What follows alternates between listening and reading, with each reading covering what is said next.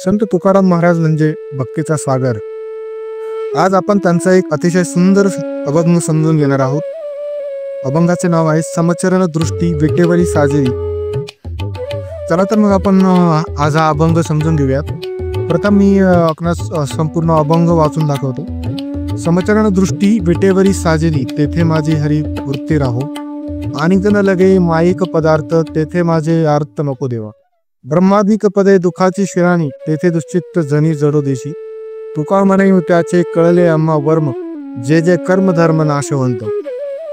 आपण या अभंगाचा ओळीने अर्थ पाहणार आहोत. चला तर सुरू करूया. प्रथम चरण आहे समचरण दृष्टी विटेवरी साजेरी, तेथे माझी हरी वृत्ती राहो. महाराज या चरणामध्ये सांगतात, देवा मला या जगतातल्या मायेच्या वस्तू नकोत आणि त्याची इच्छा देखील माझ्या मनात उदयाला येऊ नये.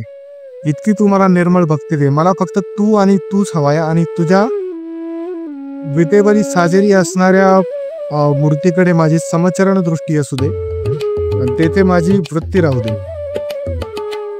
पुढच्या चरणामध्ये महाराज म्हणतात, आणिक न लगे माहिक पदार्थ, तेथे माझे अर्थ नको देवा.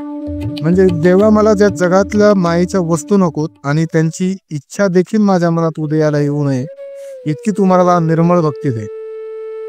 नंतर महाराज म्हणतात, ब्रह्मादिक पदे दुःखाची शिराणी, तेथे चित्त जनी जडो देशी. म्हणजेच महाराज येथे सांगतात की स्वर्ग सुख आले असो किंवा ब्रह्मलोकी स्थान असो, शेवटी ते सुद्धा दुःखाने भरलेलेच आहे. तेथे सुद्धा मला गुंतवू नको देवा.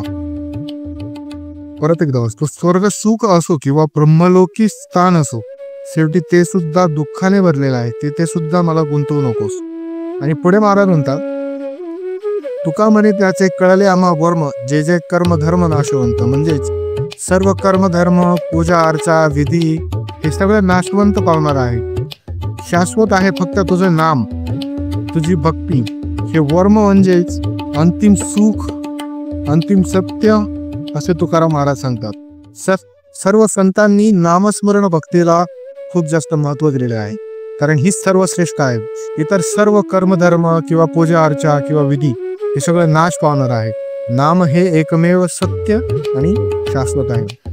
तर आपण महाराजांनी आपल्याला काय शिकवलं हे पाहूयात. या अभंगामध्ये महाराजांनी आपल्याला शिकवलं की विठोबाच्या चरणावर अखंड भक्ती ठेवा. माया, संपत्ती, स्वर्गसुख याकडे पाठ फिरवली पाहिजे आणि नामस्मरणात अखंड रमलं पाहिजे. जर तुम्हाला हा भक्तिमय प्रवास आवडला असेल तर नक्कीच लाईक करा, सबस्क्राईब करा आणि इतरांनाही पाठवा. आपण यानंतर असेच महाराजांचे संपूर्ण अभंग पाहणार आहोत. धन्यवाद.